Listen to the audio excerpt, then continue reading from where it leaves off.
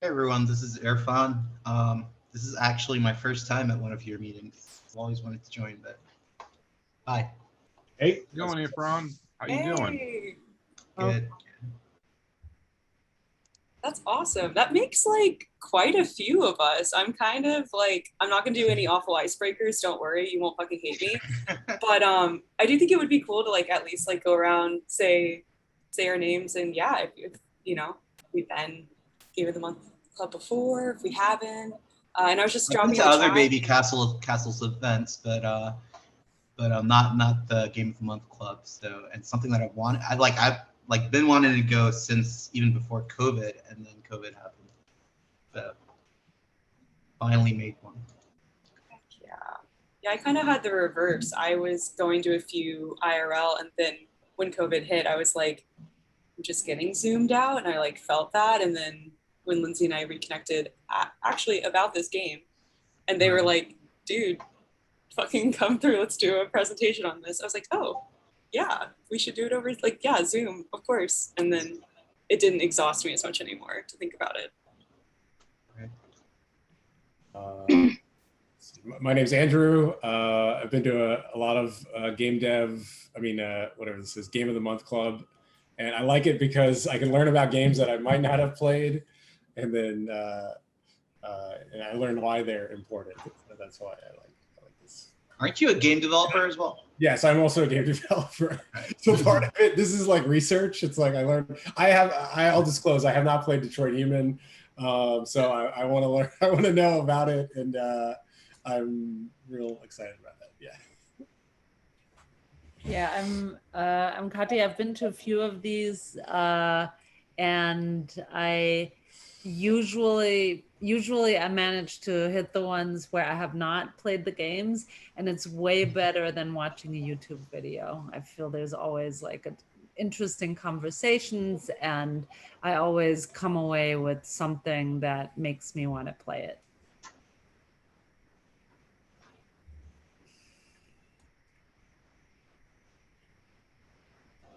Awesome. I can go next. I'm Ash. I'll be co-hosting with Lindsay tonight. And yeah, I've been going to BB Castles, honestly, for a few years now. Ever since I moved to New York, like in 2016, I was like immediately like, oh shit, I love what they do. And Game of the Month Club is one of those things that I've always loved. So happy to be here. I'm just like an avid player. I'm a writer, so I think I kind of come to games with that interest in narrative design, story building, but I also love fucking mechanics because I think that how those go together are totally intrinsically linked, and I think that this game really does some of that masterfully. So like even though it plays like that interactive movie and that's just really fun to watch and play, they're doing things like really really well that I think we'll tease out tonight and talk about.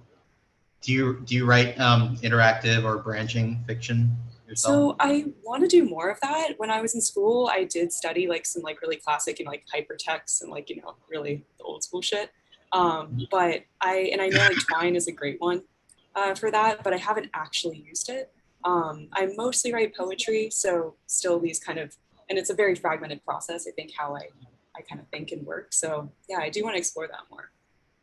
Do you attend the word hack events? Yes, I think right when you were joining the call, I was saying that word hack is what immediately got me to Baby Castles. I was like, wait, this is the coolest thing ever. It is. Been to quite a few of those. Feel free, whoever wants to go next. Yeah, I'll go next. I'm Lindsay, co-hosting with Ash. I've hosted a few of these Game of the Month clubs before. I did, let's see, the first one I did was SCP Containment Breach, which was like a horror game for Halloween, and then I did The Witness, and then I did Life is Strange, and now I'm here. Another favorite game of mine, Detroit Become Human. I'm so excited to co-host with Ash, and we're gonna have a great ass time. Hi, my name is Zach. This is actually my very first Baby Castles event ever. Yeah, shout out to Ash for inviting me to this Game of the Month. I'm super excited to watch some more Detroit Become Human. I played through the game before this And I'm so excited to just see some of the other paths in the game because I've only done it once. Yeah. So I've maybe played like 10% of the game, just going through it only once. I've done But, one path. Yeah. Yeah. Yeah, it's really cool. I'm the artistic director for Press Start, an orchestra whose mission is to build a new audience for symphonic music from the gaming community and elevate video game music uh, to orchestral canon by programming video game music and like traditional orchestral music all together. So yeah, I, I play games to really delve into the artistic aspects of it, both visually and orally, the music and the storytelling. There's all the elements. There's so many things so many dimensions to the beauty of games, especially this one. This one checks like all of those boxes, like gameplay and story, visuals, music. So good. Did any of you play the previous couple games that they released? Well, I guess 3 games, right? There's kind of like the developers have released like a sequence of them. What was it? The one, I think the one that first was that I always just remember that Jason scene from it. Oh yeah, Heavy Rain. Yeah, Heavy Rain, right? But I think they did one before that. And then Yeah, the Indigo Prophecy was the first one, Right. and then Heavy Rain, and then this one. Right. This is just, yeah. If you've played all of those games in all those games, like this is just seems like a real like culmination of like, you know, those years of it really built on the other ones. I agree. Yeah, that definitely came out when Lindsay and I were first talking about this because I was hooked and I was like, well, I have to buy Heavy Rain. It's on sale right now, the PlayStation Store. Like, fuck it. And they were like, you should lower your expectations though. Like, it's weird, it's clunky, it hasn't aged great. Like, it's not Detroit Become Human. So yeah, I agree with you totally. It's like a great culmination. I like that word. Whoever wants to go next, if you don't want to go, please do not feel pressured. I'm not that kind of person. Like I said, I don't want to do this awful icebreakers. Like, this is supposed to be fun. But it's just to get your voice in the room and say hi to people. Sure. Hello, I'm Sean. I'm actually based in Singapore right now. I used to be in New York. I tried going to Brussels once, but somehow I could never get to I couldn't find the physical location, and I gave up. But I've been meaning to come for the Game of the Month events, but I never did. So this is my first one as well. I work with games. It's 8 a.m. here now. I do have to drop off in an hour, but I'm just really excited to just hear from the rest of you. I work with games from as an artist as well, and works inspired by games, but I don't really well, no, that's not true. I do make games as well, but more role-playing stuff. Yeah. Thanks for joining, Sean. And by the way, Baby Castles, the location is very difficult to find. I know. Tricky. And even if you find it, they might not let you in. Yeah. So I think that was what happened probably. It's next to a YMCA, by the way. Oh yeah. In a scary basement.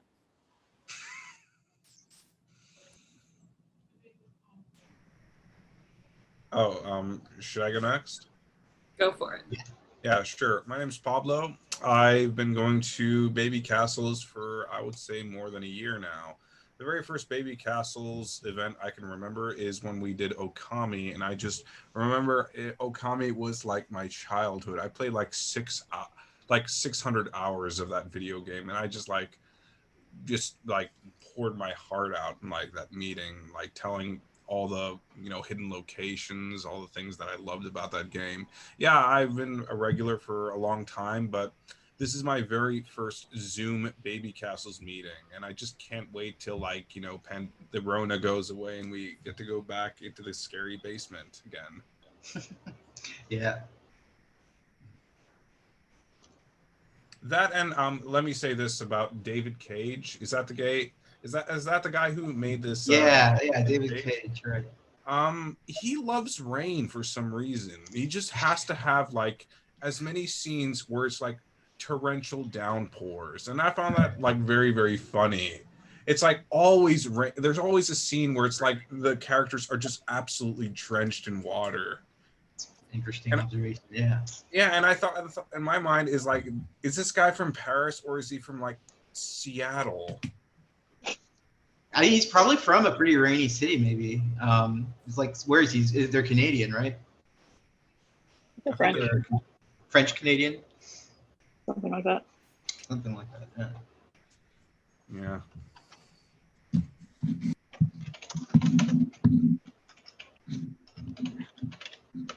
All right. Does anyone want to share next, or do we want to move on to the videos? I think it's video time. So especially Sean, I'm so glad you mentioned that you'll have to jump off in an hour. I think what we'll do is start with the trailer. It's really great. It sets like so much of the tone. And then I just want to poll everyone's like thoughts on this, because we are 45 minutes out from that first hour. Would you like, the trailer's like 3 minutes or so long, so then we'll have 40 minutes left. Do you want to use 10 more minutes to watch, like, it's a really cool behind the scenes take. So definitely on that more like delving into the dev side, the motion capture, speaking with a lot of like the actual programmers on the game. Do you want to spend 10 minutes to watch that and then talk about our experiences, or do more of that discussion before the 10-minute video?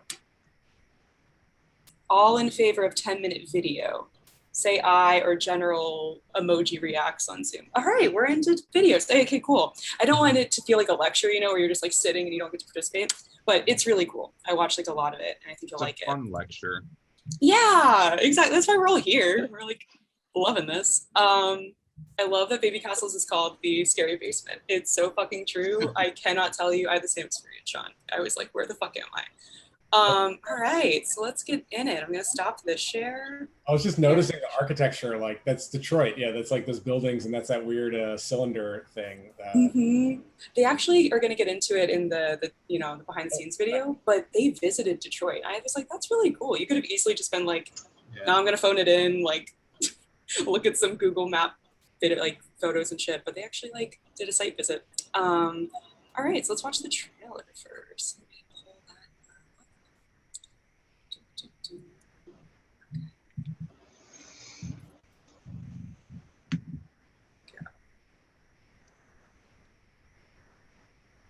Let me know in chat if you can't hear it, but it should be good to go.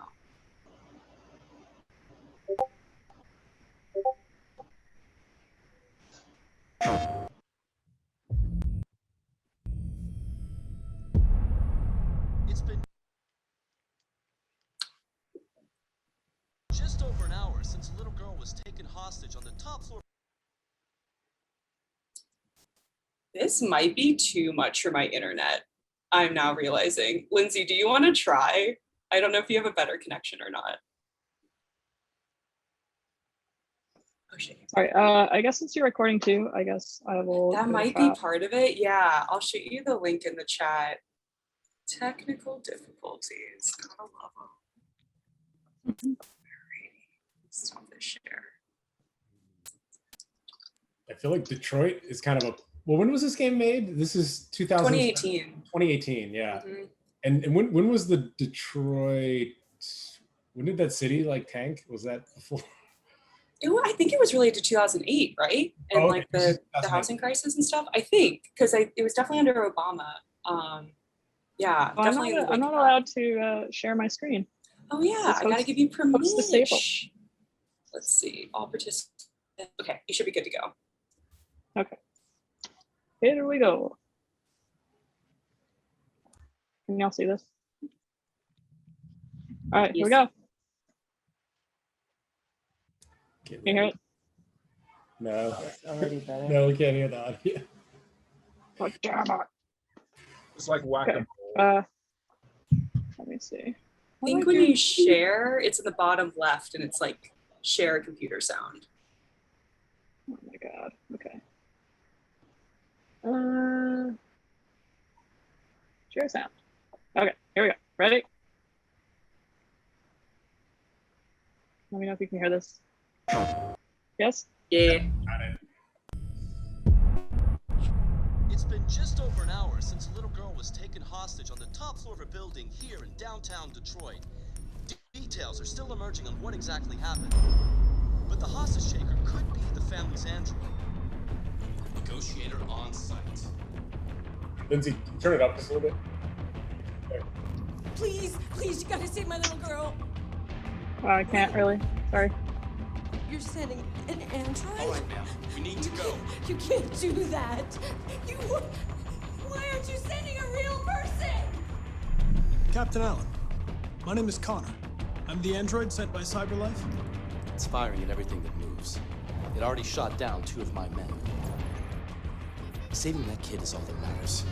So either you deal with this fucking android now, or I'll take care of it.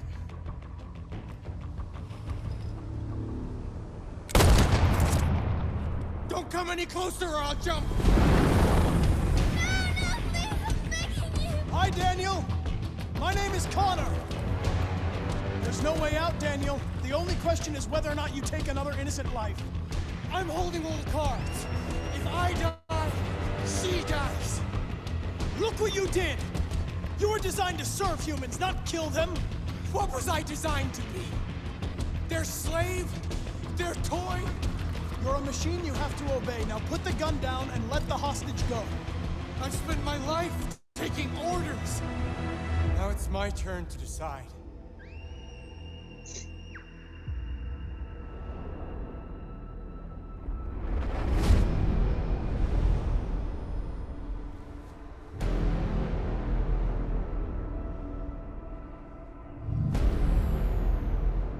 Your order for an AP android has been registered.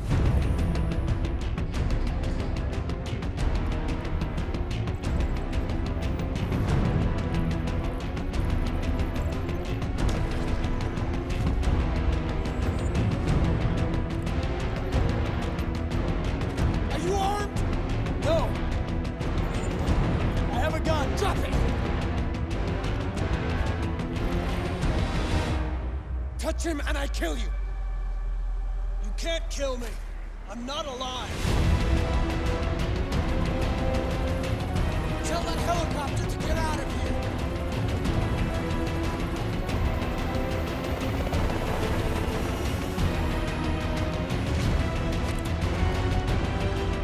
It's up to you how the story ends.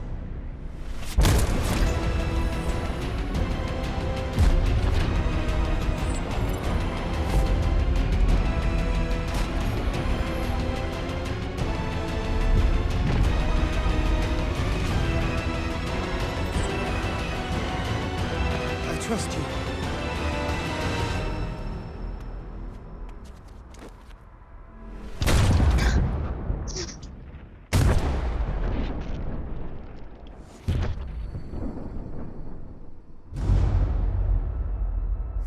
You lied to me, Connor.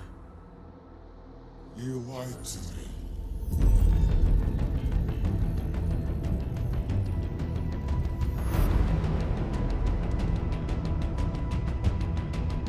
My name is Connor. This is our story.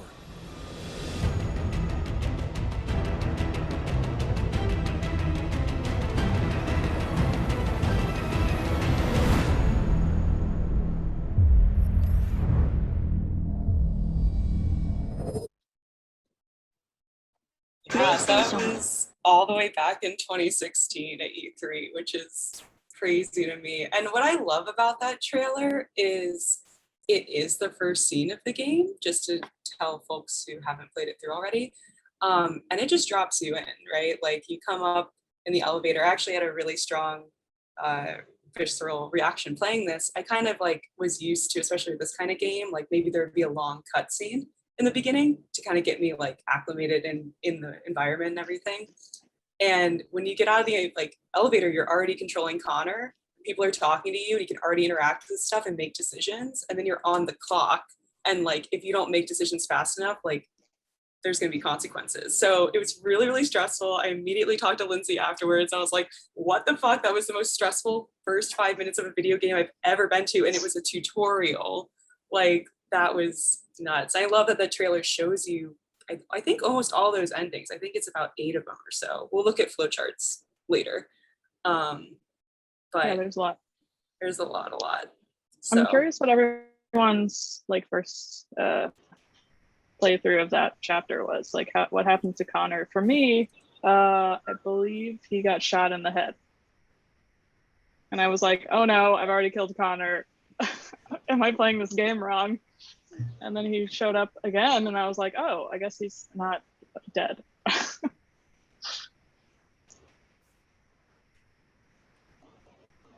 In my playthrough, I got Daniel to trust me. So like that last sequence is what I got to.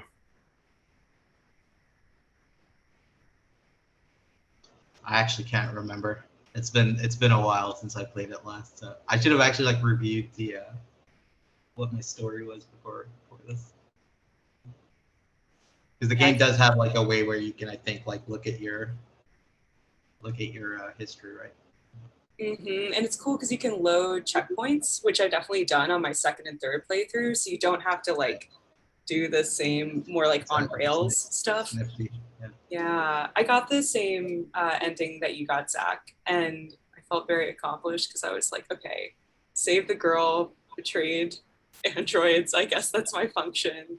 But I feel like if I killed Connor, yeah, that would have really freaked me out because I would just think it was a fail state and like, you know, one of those like false game overs where it's like, haha, you have to start again and you better learn.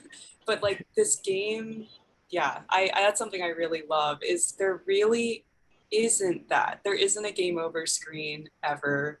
The menu screen actually is still a part of the story. There's this like blonde android who talks to you. And I think that's so fucking cool. I love that. Has anyone like spent time like just seeing like whether there's like how those responses are delivered, like whether there's some kind of algorithm to them, or is it just like random, you know, like what she goes through every time you load the screen? Like I was just wondering like if anyone has spent time looking at that. I do think it's pretty set in terms of like when you load the menu screen. So like your first time that you would be like, okay, I'm done playing. Like I want to just save my progress. There's like, I think she's triggered. I don't think you get the survey on the first time. I don't know if you remember, Lindsay. Yeah, I got a survey. Yeah, that might be the second one. And then, yeah, at the very end, you make the decision like, do you keep her around or can you tell her to leave? And what's so cool about that, we're really going through the game. Maybe I'll try to find a photo of her to show you what this looks like on the screen. But I did tell her that she could leave. And so on my second and third playthrough, there just wasn't anyone at the menu screen. And I love that too. There's such a like continuation of the world that starts when you actually log into the game. Right. Takes you back into the... Oh, dude, thank you, Lindsay. There you go. Scarlett Johansson or something. Yes. Right. And if we want to stay on her for a little bit, like this is so important too for the actual story and lore building, because you meet her model at a really, really important scene later on in the game. So if you're already kind of feeling some conversion and like, you know, always parasocial relationship with her, you might make choices based on that. There's a huge choice in terms of like, do you kill her or do you spare her? And it is largely contingent on how you view androids and their humanity. And it's cool that they're already priming you in the menu screen to be like, oh, I like this. Like, she's really nice to me. She's like even somewhat flirtatious, but like mildly so. You know, it's like, it's really subtle and really interesting.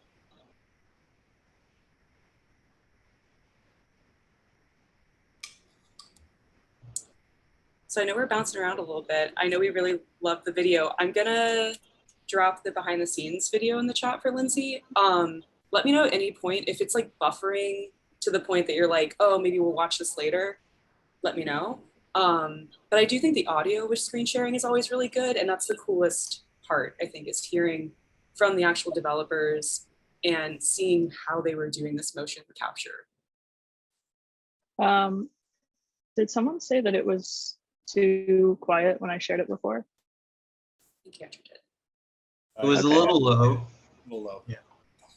I think my sound is all the way up, so I don't know exactly how to make it You sound good. louder. It wasn't terribly low. All right, I'm gonna put on closed captions just in case. All right, here we go. This is the correct one, Ash? Yes, indeed. All right, can I mute while I'm sharing, or does that defeat the purpose? I think you can. I'll let you know if it doesn't come through, the sound. Okay. Detroit Become Human was produced over a period of 4 years. Here in Paris, we have a team of about 180 people, and to that we need to add also all the outsourcing with our partners in the Philippines, in China, Vietnam, and in India. So when we started working on this story, I had to imagine where Kara was built. And for whatever reason, the city of Detroit came very quickly to my mind because it had already an incredible story by itself of history and themes. So we traveled there with the team and we were really moved by what we saw, and we could really feel the desire to fight and really be born again. And we just continued this curve, this growth, and just imagine what Detroit would be like if the Android industry was, using these huge factories to build androids there. A very strong element in Detroit is that there's a lot of industrial wasteland and a lot of nature too, and for us, the graphic designers, it was an incredible playground. The destroyed zones which we wanted to preserve, we appropriated them to turn into something else. Then in the areas that needed to be rebuilt, we were able to imagine our Detroit of the future. We didn't want to make a science fiction universe, but a world of anticipation. If we chose science fiction, we could have imagined flying cars, extraterrestrials, but those things are very far from our current everyday life. Anticipation is more about gleaning from our contemporary reality, the one we know, because Detroit is set in 2038, and 2038 is tomorrow. The difficulty we had was sticking to reality. That is to say, technology becoming more and more invisible, a lot more elegant, and at the same time, making it visual. So all the computer equipment, autonomous cars, we simply had to invent. They are in fact very technological objects, but at the same time remain very credible and ingrained in reality. To create a cohesive universe in the fashion and clothing of the human characters in 2038, I didn't want to put an accent on strange shapes, or really vibrant colors, and things we wouldn't know. That I wanted to keep for the androids. The goal was to create something familiar which we can identify with in this future setting. Working on the artistic direction for the androids was a bit special because this is a project about the place they could occupy in the human world. It was out of the question for them to be too beautiful or too perfect. They had to correspond to every social class, rich and poor. Inspired by everyday utilitarian clothes, I brought a modern touch by adding dynamic display surfaces, the armband we can see on the side, the triangle on the front and back, an LED. Like that, there's no confusion. Wait. You're sending an android? All right, ma'am. We need to go. You can't do that. Why aren't you sending a real person? Once we cast the actors, we travel to meet them in order to scan their faces. We record the structure of their face with the scan, and we record the colors and patches of skin with photography. Once we have this information, we will use this as a basis for modeling and creating the characters. The artist will make it more realistic, but will also enrich it. He will propose ideas which we will develop together. Finally, we will have a character with character who corresponds to the project and the world. When the actors come to Quantic Dream, we show them the design, what their image will be, and what they will look like in the game. This extra information gives them another dimension and color to connect with emotionally. It helps them think about how to play their character. Your mission. That's all you care about, huh? You should consult a professional who can help you. Beat it, you hear me? Get the hell out of here! So there are 3 types of shoots at Quantic Dream. Shooting and performance capture, where you capture the whole actor, his voice, his face, and his body. These shoots are obviously done with American actors because the game's original version is in American English. After that, there are the body-only shoots, representing around 250 days of filming, while the performance capture is 100 days of filming. Now, body-only shoots, there are two types. There are the action shoots and the technical shoots, which are mokit shoots. Mokit is when the player controls a character on the screen and he moves in an environment to explore it. This is of particular importance at Quantic Dream, and therefore we shoot a lot to offer a unique context for each scene and each character. To prepare a motion capture shoot, we first get together to look at the sets we need, the animations that we want to shoot, which ones need to be grouped together, or which ones need to be cut and shot at another time, so that we get the most out of the shooting day. This often means shooting scenes out of order, especially those with big props or accessories, like a big car, for example. So we shoot all the animations related to that particular prop first.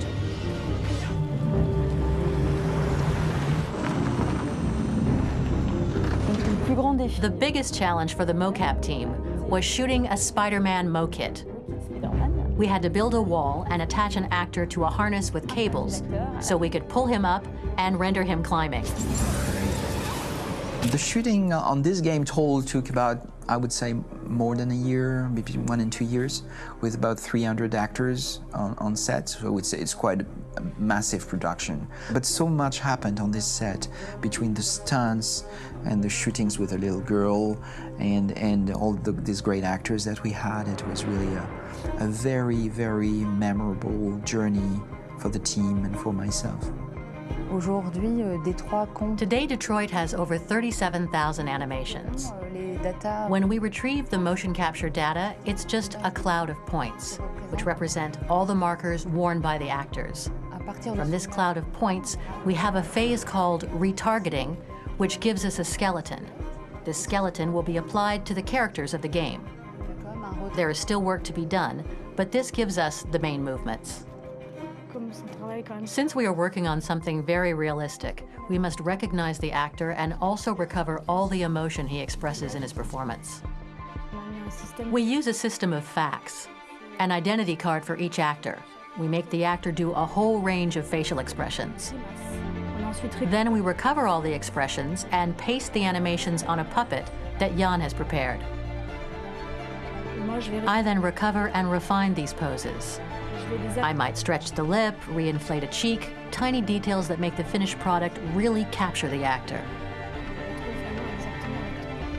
Because of the nature of our mocap system today, when we receive the animations, we're missing eye movements, and so the character has that dead look. He really has no eyes, so then it's a big part of the work for the animators to find the regard of the actor in relation to his position, in relation to the body, etc. It was crazy when I saw the newest model for Kara, because they've been working on it and working on it.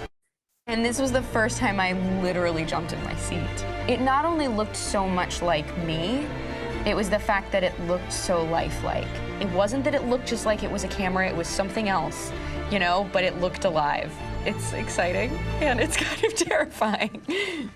Game after game, we learned the rules of optics and filming, and our goal with Detroit Become Human was to have cameras that would actually emulate the optics of a real physical camera.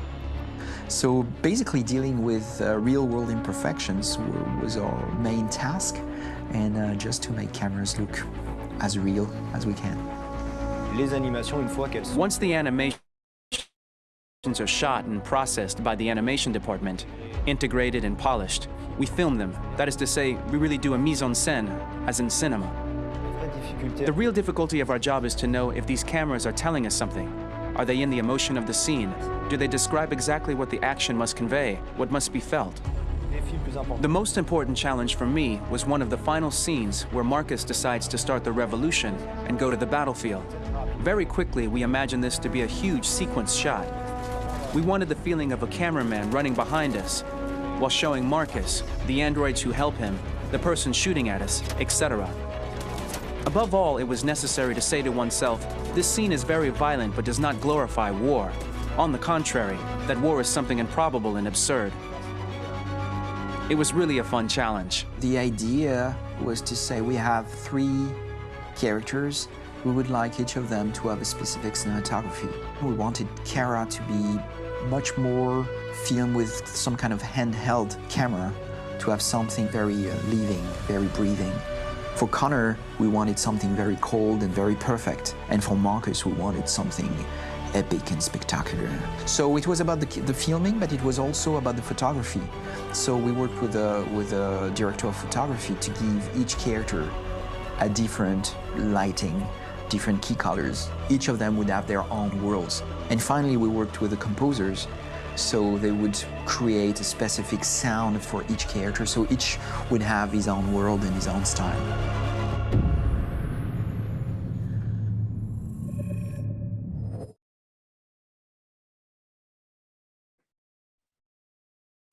Thanks for sharing, Lindsay. Thanks for finding it, Ash.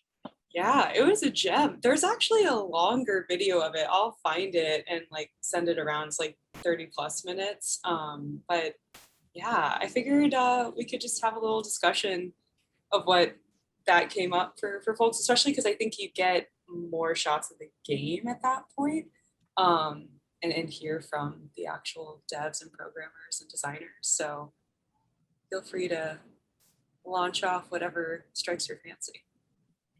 Well, if I may, I feel like the lighting, it's like they're absolutely right by saying like, you know, they needed like very hyper specialists to focus on just the lighting, because I feel like lighting is so important, like how each scene is lit and how each scene is completely different from all those androids being inside that abandoned freighter ship, to being in the city, to being in these massive futuristic buildings. It gives it a sense of life. Like every single scene is completely unique and like its own self-contained world. And a lot of it is just like how the scene is lit.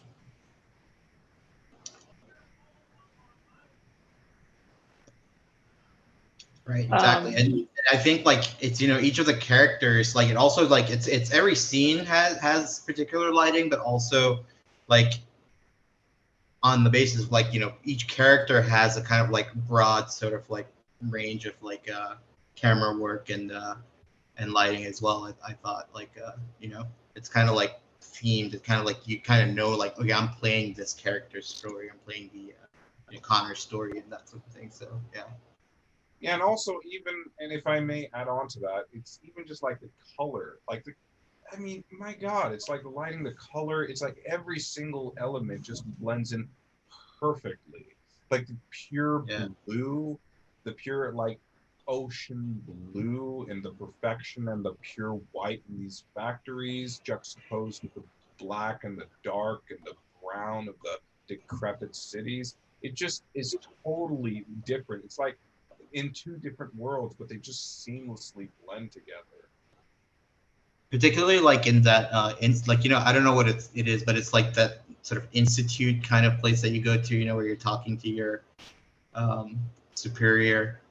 I'm not sure if you remember what I'm talking about, but You're talking about Hank when you're playing Connor. Or the institute at the end. It's yeah, I mean, it's kind of like a strange kind of sort of area where you're talking to I think probably like one of the designers of the androids or something like that. But Amanda? Amanda, yeah, maybe it's Amanda. Yeah. Right.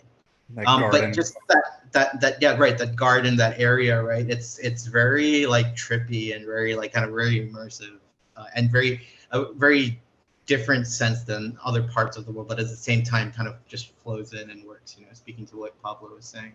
Can I expand on what can I expand on like the developer's home, like that house that you go into to question him? I remember, if my memory serves me correctly, the floor is completely black, and the sea or the pool that's inside is tiled with red. So it almost comes out like a sea of blood, and these androids that are practically his playthings are swimming in this hypothetical sea of blood. So it gives off this very uneasy feeling. And right off the bat, it's kind of like foreshadowing of like what the developer is going to ask the detective android Connor to do. It really just like beautifully and very unconsciously tells you like this guy is kind of sick, twisted, and evil. I love this. We're kind of getting into like a chapter by chapter too, which is like what I'm hoping to do, because there's so much to like, well, some more than others, right? There's a couple chapters and scenes that are just like, all right, well, you had to learn that. Yeah. Related to like the trailer, which was only about the first chapter, which I thought was interesting. I thought that chapter was like the most intense one, and I was kind of disappointed by the rest of the game. I was like, where's that intensity of the first chapter? Or maybe I just got used to the intensity. I don't know. Because you went from like trying to save this girl from being killed by an android to washing dishes. It's just a weird juxtaposition. Like, I thought this game was going to be about action. Here I am doing chores.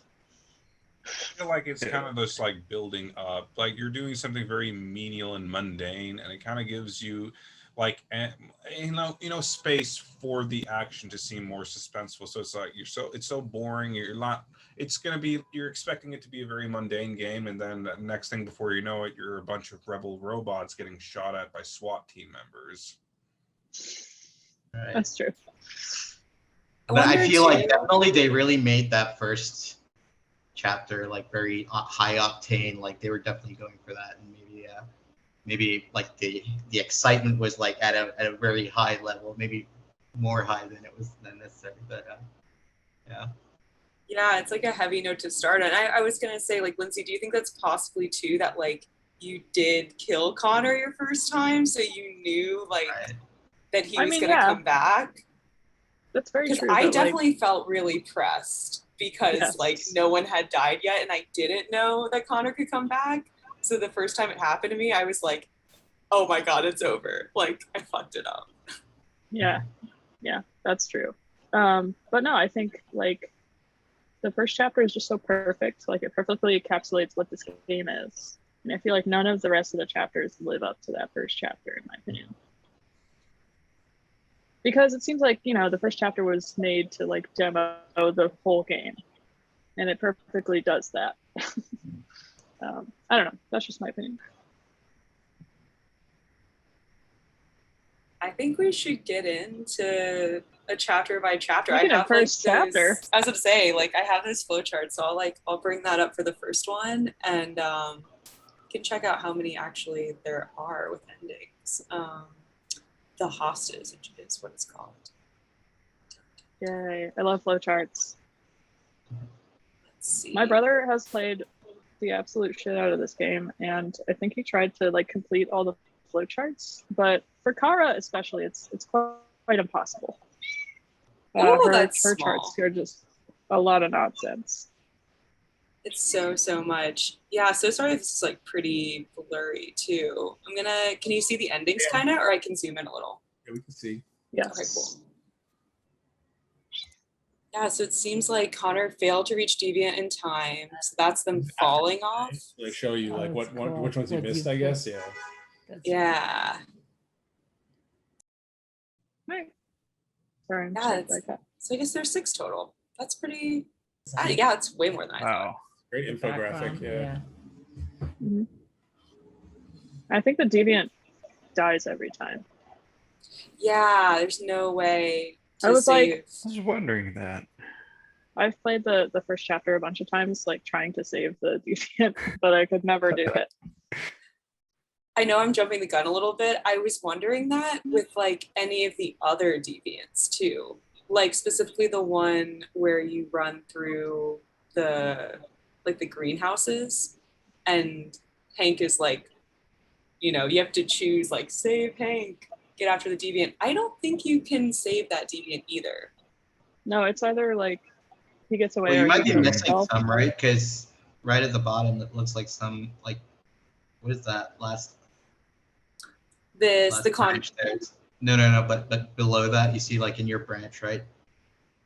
Let's see. In where Just exactly? after negotiate with Deviant, then you're in. Oh, hold on. Like go south and all the way to the bottom. It looks like you see like is that just an endpoint or is that like a? Oh, that's just a close encounter. Yeah, I wonder that's what that does. I think. Oh, that's a good point. So I think I know. It's kind of hard to read in the flowchart, but I actually think I know what this means. So get close enough is just like you satisfy that parameter because one of your objectives is to get closer to the deviant. And funny enough, I like wasn't reading. I was so stressed playing this that I just wasn't reading things on the screen. And I was like, I have to save the girl. And I just kind of stayed put and I didn't move. And I saw my roommate, Tay, she played it second time, which is cool to watch someone else do something radically different. And she totally followed the instructions. It was like inching towards the deviant. I was like, why are you moving? But she did get too close, which triggers him. Like he gets really freaked out. Don't come any closer. Mm-hmm. And I noticed that was the same deviant as when Marcus enters the, the ship. One of the deviants that follows him is the same model. Yeah. Oh shit! I always forget his name. Which is bad. I just killed him in my second playthrough. I was like, well, you're dead. Cool. Well, also just saying, I know Sam just joined us. Hello, Sam. I acknowledge your presence. I always think it's, it's weird to join a little bit later. Hello. Hi, JP. Good to see you both. Hey, how's it going? Going well. How are you? All right. I was going to do this from the park and then it looked like it was going to rain and then I tried to outrun the rain and I could not outrun the rain. So, I have a cocktail to share here. Can you see me? Yeah. You can see me? Okay, so, all right, I call it, I'm gonna drop this in the chat too. I call it the Therium and Tonic. Right here is a little picture. You can see that? Yeah, is it blue? It is blue, of course. Yeah. And I was looking online, and of course, there are a number of blue cocktails for this game, but I tried to make it a little different. So, what it is, it's you got a shaker. It's 1.5 ounces of gin, 1 ounce blue curacao, 1 ounce coconut juice with or without the pulp, but I like the pulp, like the little cubes of pulp kind of look like orbits when it went in there, which is kind of like a futuristic drink from the 90s. If anyone remembers it, squeeze of fresh lime and then 1 ounce tonic water, but so you combine everything with ice minus the tonic water in a shaker with ice, shake it up, strain it into a Collins glass, which is like the tall kind of highball glass. Cause I feel like that again is like I feel like a highball's I feel like they drink them in sci-fi movies a lot. Cause it's always like the highball with like the colored layers and then like a weird like alien shrimp finger sticking out of it or something. Then you top it with the tonic water. So you get that gradation of like the blue to clear and a lime twist. So just like take one of those little, it's like a little zester and just get yourself a little twist of lime, pop it on there. And it should look roughly like this, in my northern hotel station area. Again, I'm gonna drop this in the chat. Yeah, I love 90s future too, because I feel like this game has a very 90s future vibe to it, if that makes any sense. Like a 90s kind of 90s, yeah, Star Trek TV movie kind of future. Which it's good, but it's got kind of like a retro vibe to me for some reason. That's cool you say that, Sam, because I think we were probably finishing it up right, and then you joined right after. We were watching some behind the scenes, talking to the devs, their whole process of making the game, and a lot of them were talking about how they didn't want to do science fiction. They were like, it's 2038, that's tomorrow. And because in 2016 really, or before, it was still a couple decades away. So I think you're either going to be in the present or it's going to feel a little old. But I think that's exactly what they were going for, because it's not the flying cars, it's not the far out, like Jetsons, you know, totally out of this world. So thank you for sharing that. It looks delicious. I really want to make that. Thank you. Yeah, I wish I had the stuff to make it right here, but I would definitely spill it on my computer anyway. So yeah, try making it at home. It's really nice. Yes, drop it in the chat. And hi, Robin. I think you came in right when Sam was presenting the yummy Ethereum drink. We're kind of doing like a play-by-play chapters, looking at all the flowcharts, because that's really what this game is known for. It's just a million bazillion endings. So let's go to opening, which is honestly, this one's pretty boring, I think, if this is the one I'm thinking of. This is when you're Marcus, I think, and you're collecting paint. What did it? Oh, it pulled up the hostage. I don't know why I did that. Yeah, I think it's just collecting the paint, which I read as pants the first time I played. I think I just can't read. The font pants for your. Yeah, I was like, wow, what a weird thing. I thought you said you ripped his pants the first time you played it. I was like, is that an option? Very human. How did you do that? You can rip his shirt. I remember you can get his shirt ripped. Wait, really? Yeah, so there's a scene with Marcus in he's walking towards the bus, and then there's someone that like stops him and like starts harassing him for being an android and like taking human workers jobs and stuff, and then he gets kind of attacked and his shirt gets ripped. Right, I remember that now because I did that my first time. Is that just triggered by proximity? Because I got the feeling that like if you walked around them, that wouldn't have happened. Yeah, if you just go all the way around, then they don't notice it. Yeah, I'll see if it's this one. Because the beginning ones, I mean, of course, they're setting the scene, so they're not like super in-depth. I will say, especially, I mean, I know Lindsay and I talked about this. This scene in particular, early on, reminded me of Life is Strange, specifically because of, where is it? Listen to Busker. That is such a Life is Strange moment, because like what you do is like, I think the trigger is L1, I want to say, and it just changes the camera angle and you kind of zoom in on the action and you can just hold it down and enjoy the moment as long as you'd like. It eventually times out and like you have to walk away. But I thought that was such a like Life is Strange moment because of those times where you can just like sit down on a tree stump and think about life.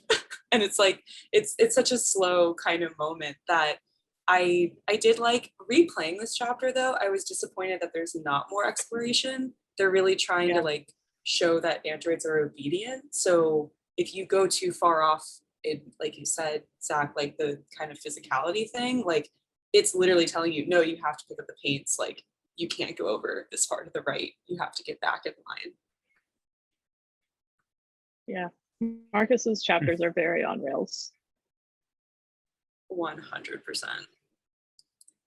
So we can skip ahead. I think to my favorite, the chores chapter. Yeah, I was gonna say, Lindsay, you want to dig in on the chores? I liked the slowness of this the first time, but you know, we were talking about our favorite game devs at the beginning of this, and I really like Robert Yang. So like, I just like a slow, meditative kind of game where you're just doing one motion again and again, or I don't know. I think a boring everyday thing is fun. I think that's a lot of the gameplay was a little bit weird, like the motions that you had to do with the controller, like, you know, lifting up your controller versus like rotating it, like, you know, tipping things over slowly versus quickly. And one of the most frustrating ones was the touchpad where you had to like go like this to wash the dishes. Yes. I was like, it's not working. Why isn't it doing it? I just thought some of the controls were really hard to do. Some of the motion controls would like stick for me. Just yeah. I appreciate that they tried to use the touch thing because not very many games actually try to use it, but it wasn't very intuitive in my opinion. The coolest time for me was like, there's 2 times actually you can play the piano, interestingly enough. We'll skip ahead from chores. I think it comes up in the painter when you're just hanging out with Carl and you're like, you're Marcus, so you are being a good boy and doing all the things that Carl needs you to do. I love Carl, don't get me wrong, I R.I.P. And there's a time where you just have like a bit of a free time moment, and you can find something to do, which I'll blow this one up. And one of them is playing a piano. And I think that's a time where you use the touch. And it's kind of cool actually, because you're just I like that tapping, one. licking with the keys. I did not know that you could play the piano until I played this game again like a week ago. Because I think I chose to play chess the first time. And then I did the other thing the second time. I didn't even touch the piano until much later. And I was like, oh, this is fun. Whee! Yeah, this one's super small, y'all. So apologize. Find something to do is here. And then, yeah, it's play chess, read a book, or play piano. I always went to the books, which is very, very telling. And I thought the books were kind of interesting. It's The Republic by Plato. And I think Temptress by Shakespeare. No, what would that be? No, what is the Shakespeare that starts with a T? Tempest, probably. Tempest. No, does that sound right? I was gonna say Tempest. Yeah. And then what else is it? There's also Keats in here. I don't know what that title is, but it's kind of cool, right? Because Carl is like possibly one of the most, at this point, like benevolent humans you've seen towards androids. It's like, you know, because earlier with Marcus walking through town and getting roughed up by the protesters, there's also a time I really loved, I don't know if this happened with any of y'all, where you can listen to a preacher who's like saying like damnation to all androids, you're all going to hell, fuck you. And then, so there's like a lot of, this game has some severe criticism, and I think it bears saying it. And, you know, the devs were kind of touching on it with saying like, war is absurd. And I'm like, okay, that's a bit of a flat analysis on real struggles in the world. But it is interesting. Yeah, right. It's a little cringe in my opinion. So I'm not trying to, you know, have any neoliberal bent another way out of it, but it is interesting to see like they're trying to talk about class. They're trying to at least talk about like, you know, the level of unemployment, it's crazy. It was like 33%. You can watch the news several times and it's mentioned again and again. And I was like, that's crazy to think about that. Like Great Depression numbers were like in the 20s, and that was absolutely devastating. So to imagine, I think it's, I don't know, to not go on a huge like leftist rant, but it's not that far away, right? To imagine a time where the state just absolutely fails even worse than it already does in terms of providing for people, and people just get angry, and androids are a really good scapegoat, I think, for that anger. So it's interesting to see that come out. In a similar vein, like when my brother kind of advised me on how to play, he was like, never watch the news because it only makes the public more angry at androids. If you just leave the TVs alone, they're kind of indifferent, but if you just watch the TV, then they end up getting more angry. Wait, really? Wild. Watching the TV like decreases public opinion? That's right. What? Because it's always like a negative thing on the TV. Yeah, they're trying to emulate like CNN. I was talking about this with Tay, like which one is Fox News? Which one is like MSNBC? But they all kind of blend together, which makes sense. They're all just kind of, yeah, they're very negative towards androids overall. So we can keep moving. I think partners, which one would that be? Oh, that's when you're a Connor and you're going to Hank to meet him. And Hank's an alcoholic. End of story. The end. Big surprise. Big fucking surprise. And this is the big Kara chapter, right? Yes. Okay. This is the one you wanted to talk about, right? Yeah. All right. Def. I'm gonna blow up this bad boy. So for context, you're Kara and you've been repaired by your owner, and he seems like kind of a nasty dude, and you know, it kind of feels like you're walking on eggshells when you go through the house and you're doing all the chores. He's like an addict. He does some sort of like red meth-based drug that makes him crazy, and he's got a daughter, and he's quite abusive to her, but then also is like, oh my god, I'm such a bad dad, you know, that kind of fun abusive father-child relationship. And so yeah, that's the situation that Kara is in. It's kind of clear that Kara was probably broken on purpose before you meet her, and she's all repaired, and she doesn't have her memory of what happened. Yeah, and it's like, it starts so benign, right? This says, I'm going to read these out because they are so impossibly small. The whole chapter starts with dinner's ready. Like, she just makes spaghetti for the dad and Alice, the daughter. And then like Todd immediately, the dad like flips out. Like Lindsay's saying, it's this constant yo-yo of abuse. Like, I'm really angry. No, I'm shitty. Love me again. And like, it's really awful. But like, it really, really escalates this time because he is so high is generally the correlation they're trying to make with this drug. And I just really, to stay at the beginning of this for a moment, I think that this was such a powerful scene because you're really getting very clear instructions in Kara's storyline that androids are servants. They're very obedient. There's a true programming to them. So it's zeros and ones. It's super binary in that way. And Todd orders you to not move. And he's like gonna get his belt. He's going to beat this little kid.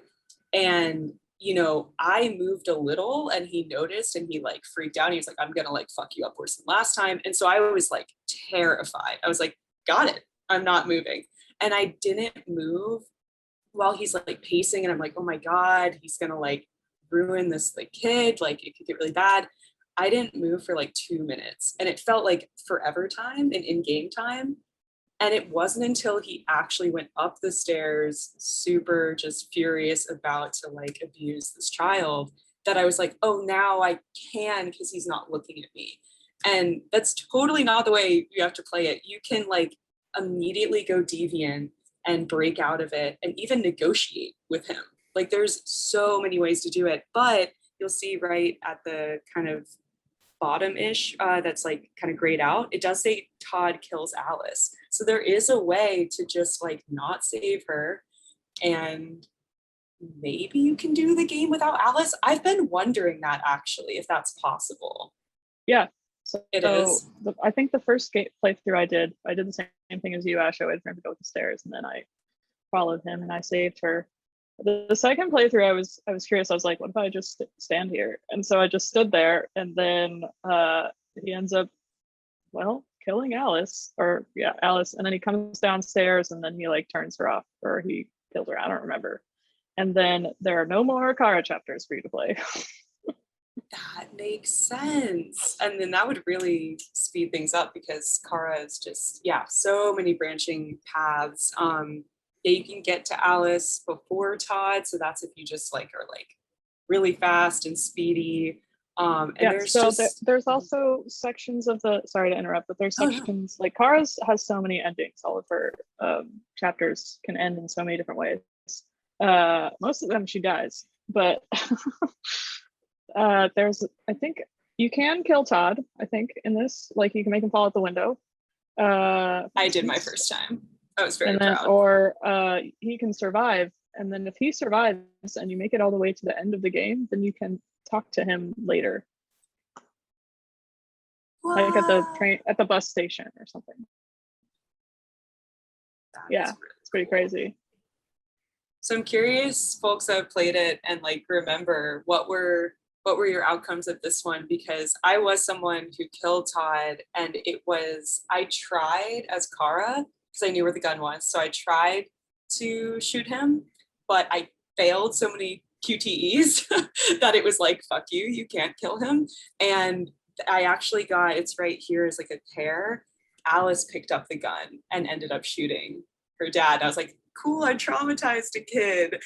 But he was dead. And that was like, to me, that was main objective, to then escape. So I'm curious if anyone else had anything else happen, because there's a lot more here.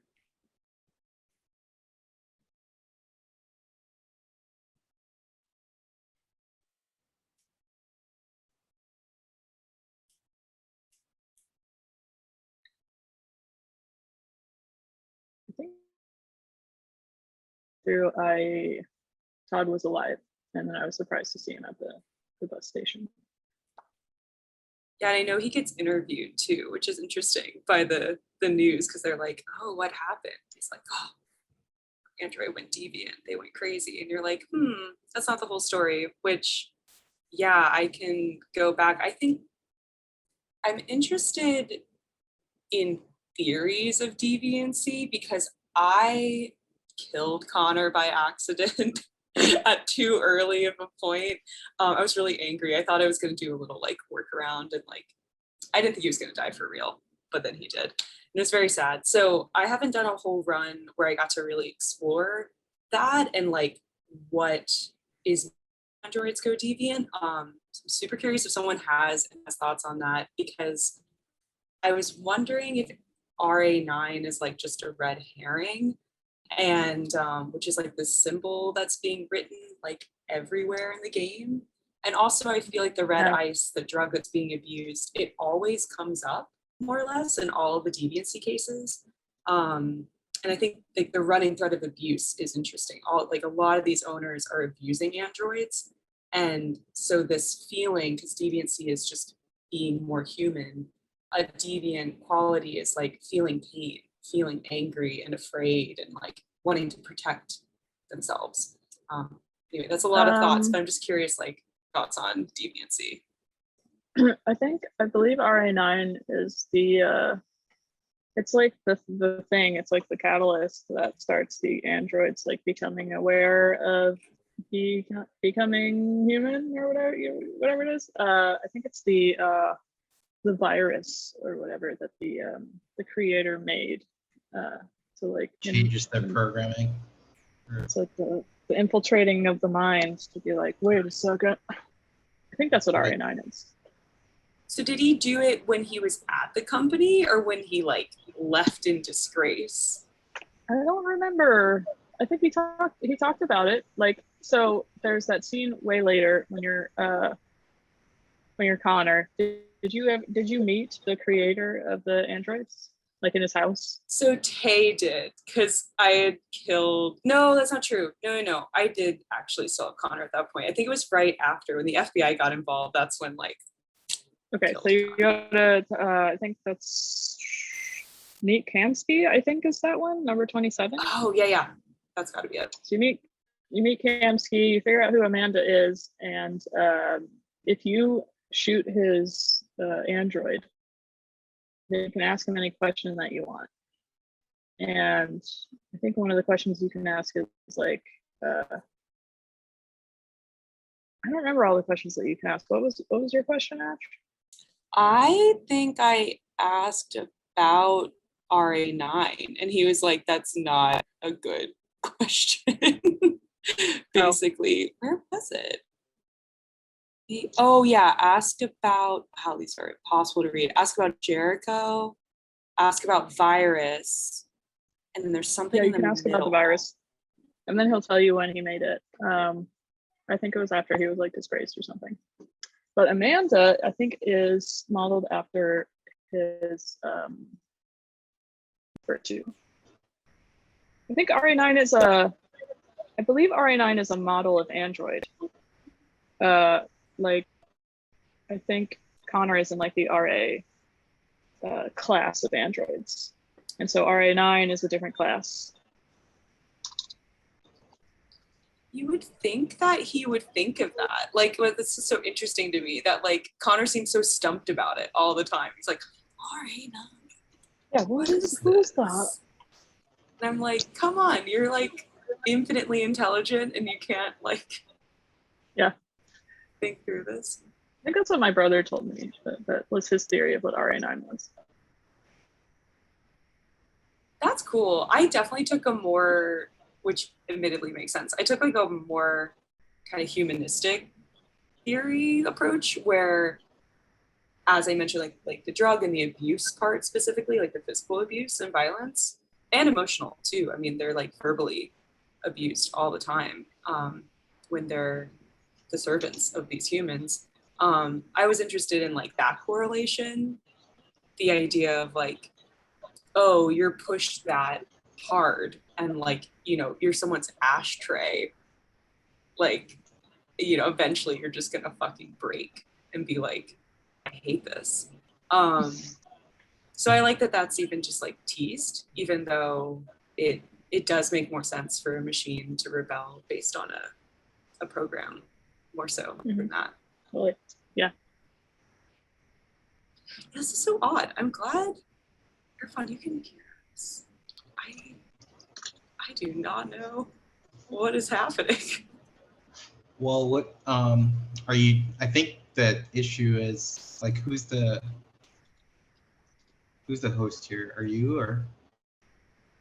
Hello. Hello. Oh, right. went away. Yeah, sorry I was out of commission. I was just making dinner. All good. Could you make Lindsay the host? There you go. Me? Yes, because you're currently hosting. My internet crashed. Oh, and shit. It's been a whole shit show. I knew you probably stepped away because I was like, wait, where did it all go? I'm so sorry. I did not. Don't worry. No. So how do I make Lindsay host?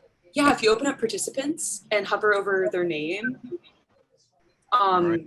should be like 3 dots or something. Make host. Are you host now? Okay. I am the host now.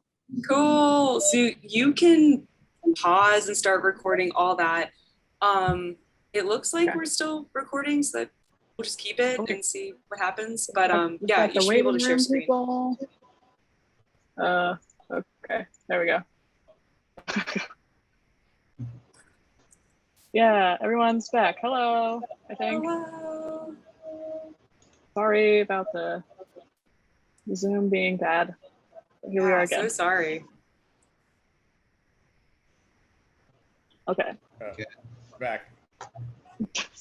Yeah, sorry about that. Zoom be like that, you know? Do. All right, I guess I'll share my screen then.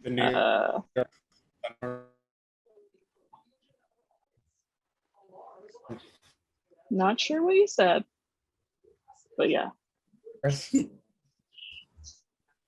Okay. Does anyone remember what chapter we were on? We were talking about. We were kind of like popping around. We were doing a little bookend with Kamsky, but I think we could get into. Honestly, I really like. We can talk about Broken if we want, because that's like the precursor to Marcus's whole rebirth. Oh yes. Marcus, we have said before, is pretty on rails. And then like even these 2 outcomes, Marcus is fucked. Either so his caretaker dies. So at the end of this chapter, it's either let's see.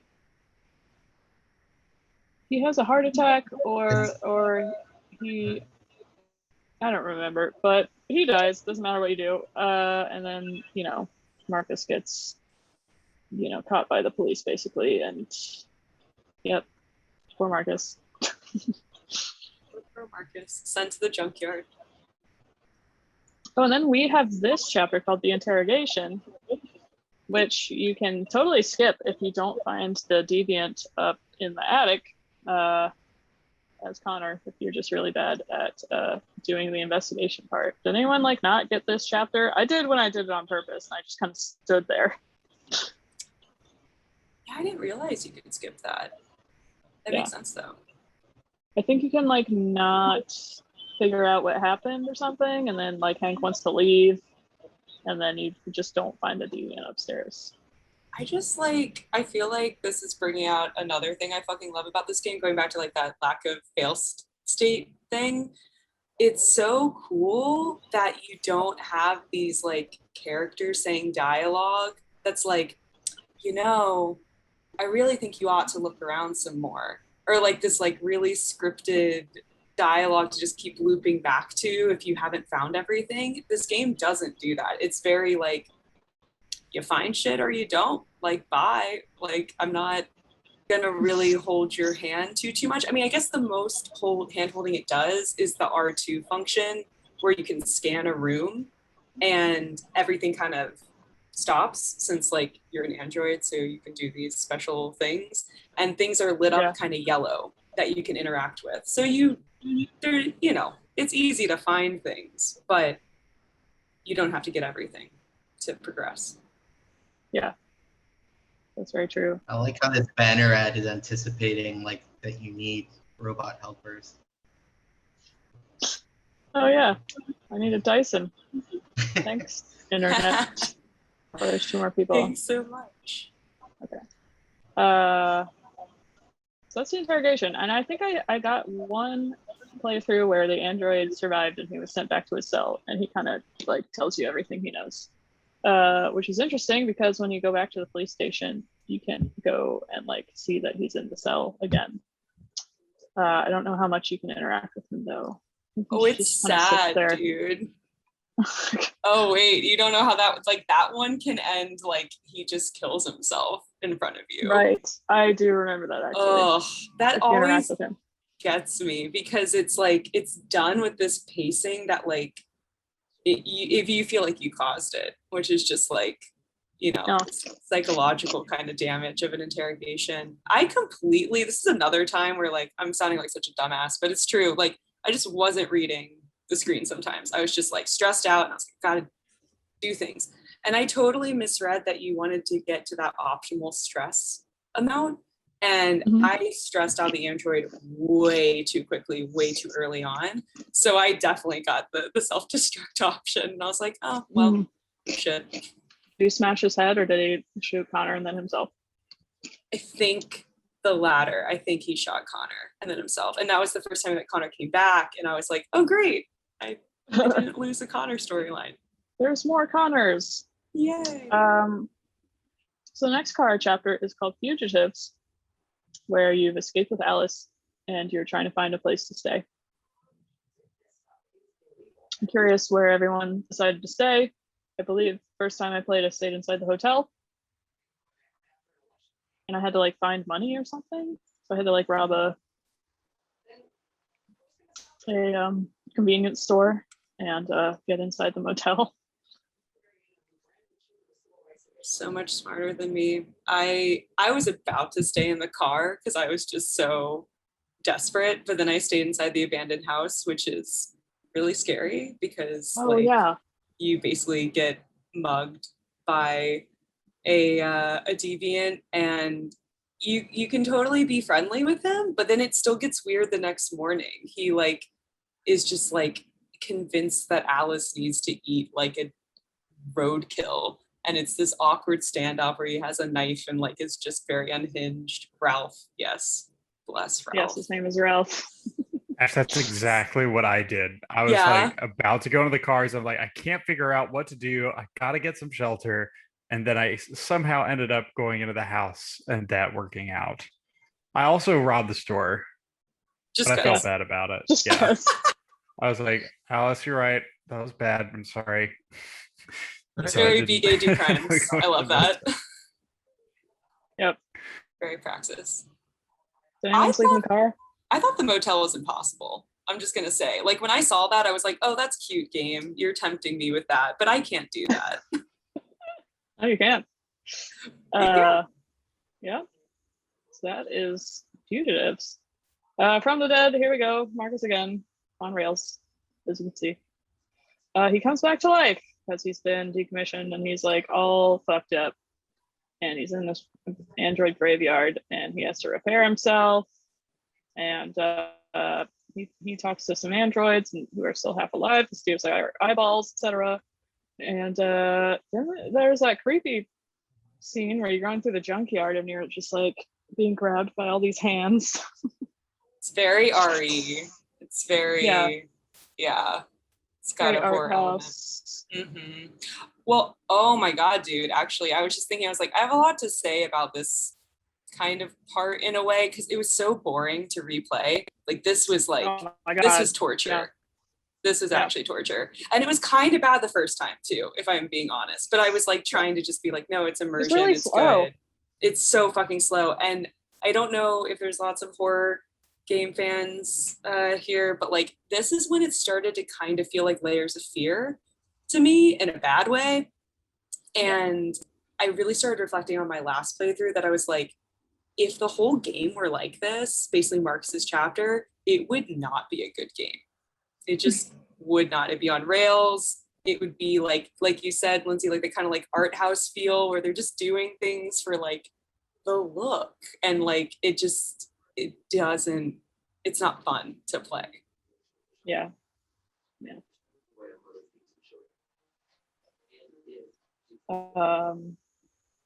Yeah, that's From the Dead, and then we got Waiting for Hank. I always find Connor's chapters to be really fun because he's just so like sassy. He's a sassy little boy. Our favorite boy. To walk around as Connor, and I think you meet Amanda for the first time. 28 stab wounds, man. And it's interesting, the little Zen garden has a graveyard in it, and it has like all the times that you've ever died as Connor, which I thought was an interesting touch. I think that moment is really interesting too, because if you die at the interrogation, this feels almost like heaven. That's how I interpret it. It does. That's what I thought this was.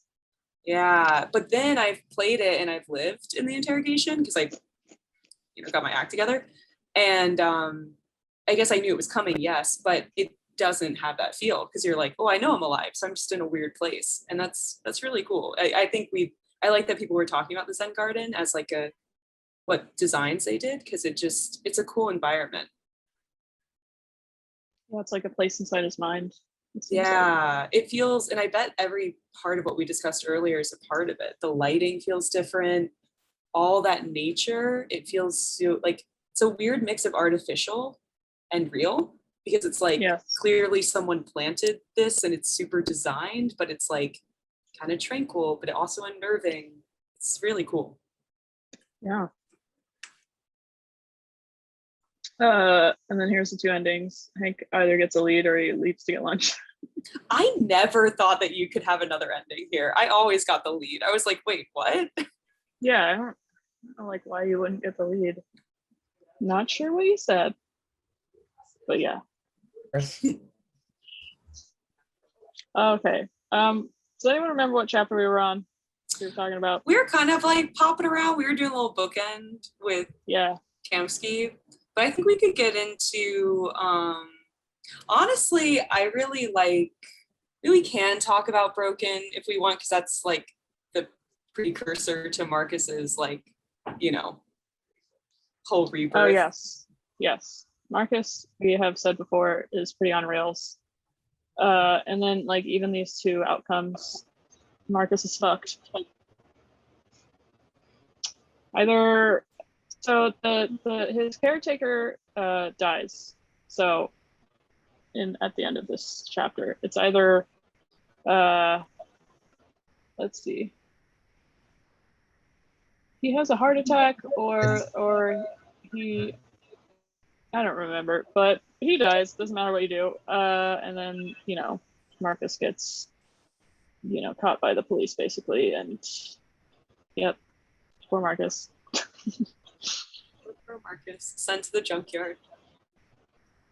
Oh, and then we have this chapter called The Interrogation, which you can totally skip if you don't find the deviant up in the attic as Connor, if you're just really bad at doing the investigation part. Did anyone not get this chapter? I did when I did it on purpose, and I just kind of stood there.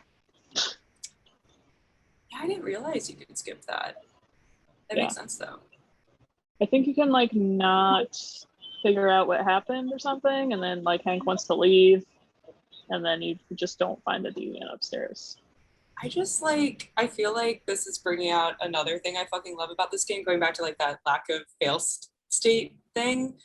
It's so cool that you don't have these characters saying dialogue that's I really think you ought to look around some more, or this really scripted dialogue to just keep looping back to if you haven't found everything. This game doesn't do that. It's very you find shit or you don't, bye.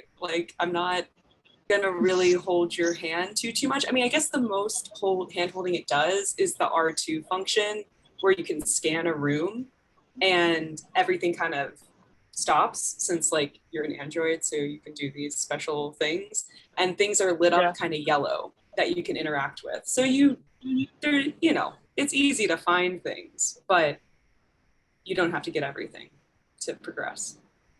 Yeah, that's very true. I like how this banner ad is anticipating like that you need robot helpers. Oh yeah, I need a Dyson. Thanks, internet. Oh, there's 2 more people. Thanks so much. Okay. So that's the interrogation, and I think I got one playthrough where the android survived and he was sent back to his cell, and he kind of like tells you everything he knows, which is interesting because when you go back to the police station, you can go and like see that he's in the cell again. I don't know how much you can interact with him though. Oh, it's sad, dude. Oh wait, you don't know how that like that one can end like he just kills himself in front of you. Right, I do remember that actually. Oh, that If you interact always with him.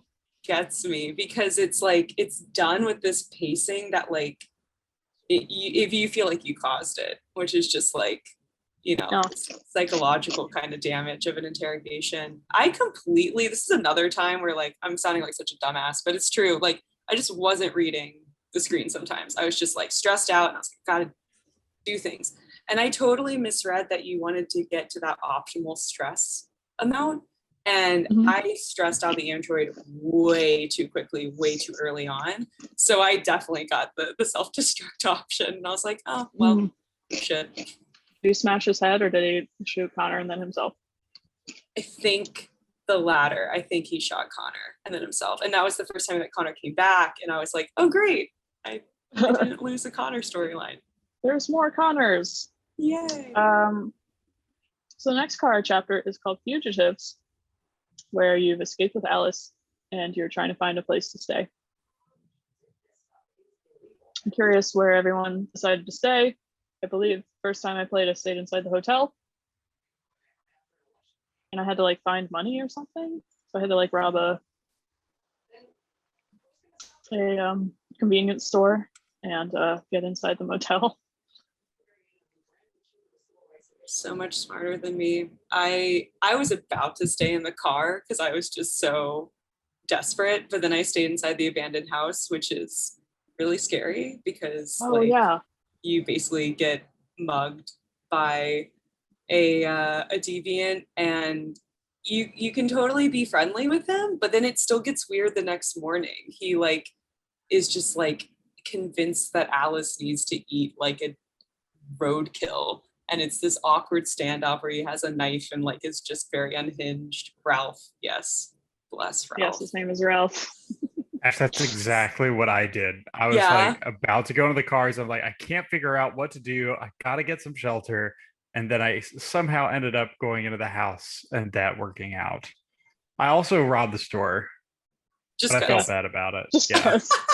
I was like, Alice, you're right. That was bad. I'm sorry. Very B-gay do crimes. I love that. Yep. Very praxis. Did anyone sleep in the car? I thought the motel was impossible. I'm just gonna say, like when I saw that, I was like, oh, that's cute, game. You're tempting me with that, but I can't do that. Oh, you can. Yeah. So that is Fugitives. From the Dead, here we go. Marcus again, on rails, as you can see. He comes back to life because he's been decommissioned and he's like all fucked up. And he's in this android graveyard and he has to repair himself. And he talks to some androids who are still half alive. The Steve's like eyeballs, etc. And then there's that creepy scene where you're going through the junkyard and you're just like being grabbed by all these hands. It's very RE. It's very It's got a horror element. Mm-hmm. Well, oh my god, dude. Actually, I was just thinking, I was like, I have a lot to say about this kind of part in a way because it was so boring to replay. Like this was like this was torture. Yeah. This is actually torture. And it was kind of bad the first time too, if I'm being honest. But I was like trying to just be like, no, it's immersion. It's really slow. Good. It's so fucking slow. And I don't know if there's lots of horror game fans here, but like this is when it started to kind of feel like Layers of Fear to me in a bad way. And I really started reflecting on my last playthrough that I was like, if the whole game were like this, basically Marcus's chapter, it would not be a good game. It just would not. It'd be on rails. it would be like you said, Lindsay, like the kind of like art house feel where they're just doing things for like the look, and like it's not fun to play. Yeah.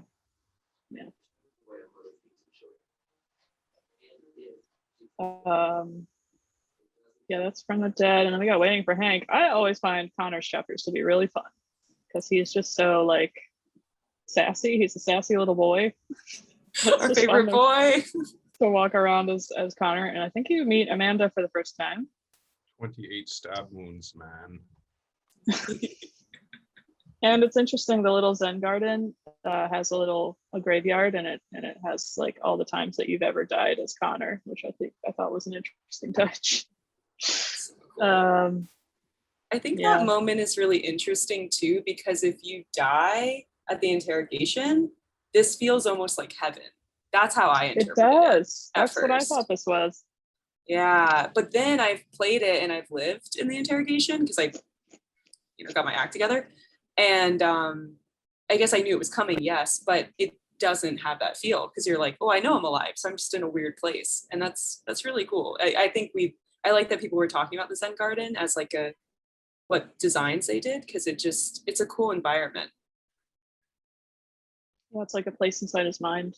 Yeah, it feels, and I bet every part of what we discussed earlier is a part of it. The lighting feels different, all that nature, it feels so like it's a weird mix of artificial and real, because it's like clearly someone planted this and it's super designed, but it's like kind of tranquil, but also unnerving. It's really cool. Yeah. And then here's the two endings. Hank either gets a lead or he leaves to get lunch. I never thought that you could have another ending here. I always got the lead. I was like, wait, what? Yeah, I don't know like why you wouldn't get the lead. Hank storms out. Going to be bad. I noticed that almost all of the Hank plus Connor scenes start with Connor being in the car, told to stay there, and getting out of the car anyway. Yeah. A lot of the start. I thought that was cute. I'm glad you brought that. Yeah. I'm glad you brought that up, Zach, because the first time it happened in the rain, so you're investigating the 28 stab wounds one, I didn't leave. I was kind of still in that Kara mindset where I was like, what if I just obey? And it lets you chill like for a long time. Obviously, it's not going to make you do anything. But I was just, this game really early on made me feel the weight of all the choices. And it was, I think that's just something that time and time again, that's what I mostly rave about, is it just never forces you into anything. It's like, no, you're really going to make this choice right here. You have to leave the car if you want to. That stressed me out a lot. It actually made it easier playing this game streaming, because for choices I didn't want to make, I was just like, anybody watching, please choose this instead of me. I'll do whatever you want. I just don't want to be the one making this decision. Did you stream it start to finish, or did you stream like starting a little bit later in? Oh, that's cool. That's so neat. Yeah, and I think the lead here is Hank finds out where Alice is. So I think there's another optional chapter here, On the Run. So you're playing as Kara, and you're trying to leave. Yeah, you're trying to leave, and then Connor finds out where you are. Police arrives. So Connor can either investigate the motel or I guess the squat. Maybe he doesn't know if you're in the car. I don't remember. Maybe he always finds you, I'm gonna guess. And then I think you play as Kara. I don't know if you play as Connor. Do you play as Connor in this chapter too? You do. This is a very interesting chapter of like playing, like these two characters are interacting with each other and you can play as both. Oh boy. So you can reach the train safely, which I did. You're undiscovered. Connor pursues. I remember doing this part. The Frogger part. Yeah, so funny. And I think, oh boy, look at all this. They reach the other side, or they die on the highway. So here's another instance of possibility of killing Kara. And I think you don't find a lead if Kara's already dead here. He'll just leave to get lunch because Kara doesn't exist. So that's an optional chapter. Def killed Connor on that one, on the highway. I refused to do the run actually the first time, which is what I think is so cool about this chapter being braided, because you kind of you can interpret it as like, oh, even a cop, like a detective, right? And like someone who's gone like a deviant android, like there's still this like intermeshed mission potentially, and you're invested in both of them. So it's not so much like this villain and protagonist thing, like they're all the protagonists of their own stories, which I think is really cool, and you feel invested in both, so you want both of them to survive, and I like that, because ultimately if you do go the way of revolution and android liberation, it all kind of comes together in that way. Mm-hmm. Yeah, that's so true. By the way, if anyone wants to speak up, just like, start saying words. Otherwise, I'll keep going through these chapters. Got Jericho, we got old Marcus again, back on those rails. You gotta do a bunch of parkour, which I thought was really dumb. Oh my God, this one was also painful to redo. I can't. I know it's a tutorial chapter, it's fine. Yeah, all of Marcus's chapters are just a slog because they're the same thing. And they're fun the first time, and then you play the game again, you're like, oh fuck, I gotta do this Marcus chapter. So yeah, you meet the people of Jericho, they're inside a boat, they're like, hey, what's up? And you're like, hey, I'm Marcus, and I'm gonna save all of you. I am RA9. I am your god. Yes, the nest. We're back with our boy Connor, having a lunch break. And then I think this is the chapter with all the like birds in the apartment. Yeah. Is that right? Mm-hmm. Yeah. And you can either find Rupert or not find Rupert. And I remember trying to 100% this chapter, and I always found him. I was like, how do you not find Rupert? I guess if you just stand there, you won't find him. Another one of those, just like leave your controller and do other stuff. And yeah. But yeah, this is, I think, the chapter you were talking about, where you can either try to save Hank, or you try to catch Rupert. I think either way, Rupert gets away or he dies, or Connor can die trying to chase him if he doesn't make the gap. Yeah, so I guess Rupert getting away, that's him surviving, but not in like an interrogation scene. I guess I was wanting more of those. Yeah. And I felt that, I don't know, I did feel like that was a little lacking after the first interrogation scene. Yeah. I mean, this chapter in particular, I think, borrows a lot from Heavy Rain, because you do a lot of chase scenes in Heavy Rain, I think. This is another like detective story. But yeah, I got major Heavy Rain vibes from this one. Yeah, so you can just keep making Hank get mad at you or be your friend, which has consequences later. Like everything. Okay, this one, time to decide. You're Marcus again, and you're like, hey dudes. And then you talk to, this one's really short. Oh, wait, hold on, sorry. So there's the nest. Okay, so we went Marcus, Connor, and then Marcus again. This is a really short chapter. We just talked to everybody. And he's like, I have a plan, let's go steal some parts, because all of these androids are dying. Because they've escaped, and they don't have any parts because they don't have any owners to repair them. Yeah. Good old Marcus. Okay, moving on to Zlatko. This chapter. Yeah. These charts are great. Do other narrative like decision games, like, is this the first time they've like just given the chart to the player so the player can kind of just see everything? This was the first time I ever saw it, but like if you didn't do a lot of these routes, then like they won't show up on your chart. This is just a fully unlocked chart.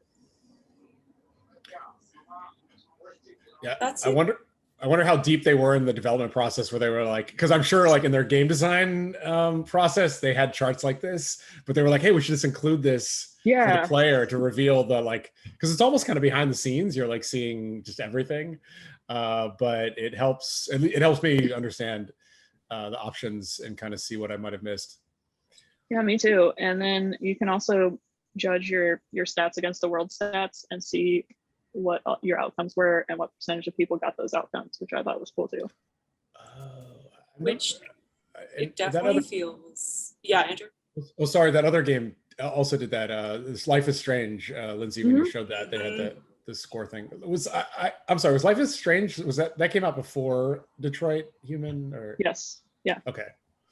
It's by a different company too. It's by Don't Nod, and this is by Quantic Dream. They're both in Paris. I just checked. They're both French people. Yeah. Loves them. They're I'm sure they got these two teams have to like be checking each other out there. Like they're totally. They're just like neighbors in here. Yeah, this is the creepy mansion scene. Oh, go ahead. Oh yeah, I was just gonna say, like, to add to that, I think like another game that does this, but like you said, Andrew, not like this behind the scenes, is like a Telltale game, and like similar like stats, right, and like how you kind of compare to other people. But I had the same feeling. I was like, I kind of loved this at the end, because I was like, oh, I get to like see how this is all impacted in a way that, like, I don't know, I find like definitely a Telltale way of saying it is just so like, could have been this or that. And it's like one big choice, and actually all the other ones are sometimes really inconsequential. And you see here that like, actually the little choices do have huge consequences, which is cool that it's not just like a marketing tagline. It actually has a mechanical usage and outcome as well. Yeah. Do you think like this like infographic story technique was like successful? Do you think other games will borrow from it? And like, do you think it'll become a staple in this genre? That's a really good question. I wonder. I think it would be really cool for it to be a staple, from the standpoint of it makes replayability so much better. Because actually, like, Lindsay, if you hover a little over a bigger moment, those are checkpoints. So I was mentioning that earlier. Yeah, so I was saying that earlier, like, but this is a visual reference of it. Those really big ones that have like a screen cap to it, you can just load those up. And so you don't have to go through like maybe the stuff that came before it, because you're like, no, I already unlocked that. I just want to jump in right here. And I don't know, it makes me think about like choose your own adventure books, and that's like kind of similar. You could be like, I'm going to pick up this part of the page. Yeah. And just flip back to where you went. Exactly. And then nobody wants to play the thing they already played, so like just let the player go right to where they made that choice. And you can just like play just this chapter to just like unlock more of the flow chart, or you can start the story from there if you want to, which is cool. And there's once again a lot of ways for Kara to die here. You're in this creepy dude's house and trying to escape, and he's trying to reset you so he can just do weird shit to you, I'm sure. So all these little X marks are where you don't survive as Kara. I think I made it all the way past this. You're like sneaking through his house. These flow charts for Kara are just so insane because of all the things that can happen. You can get killed by Zlatko so many ways, or you can escape with Luther. And he's a servant of Zlatko who you think might be on Zlatko's side, but then he kills him, and he's like, hey, I want to join you. Let's go. Let's escape to Canada. Let's be a family. Yay. Did you get reset? One of my favorites. I got reset, and then I had to like get my memories back. Did you get reset? I did. And actually, I know we're talking a lot about Life is Strange, which is hilarious since you literally gave that presentation for Game of the Month.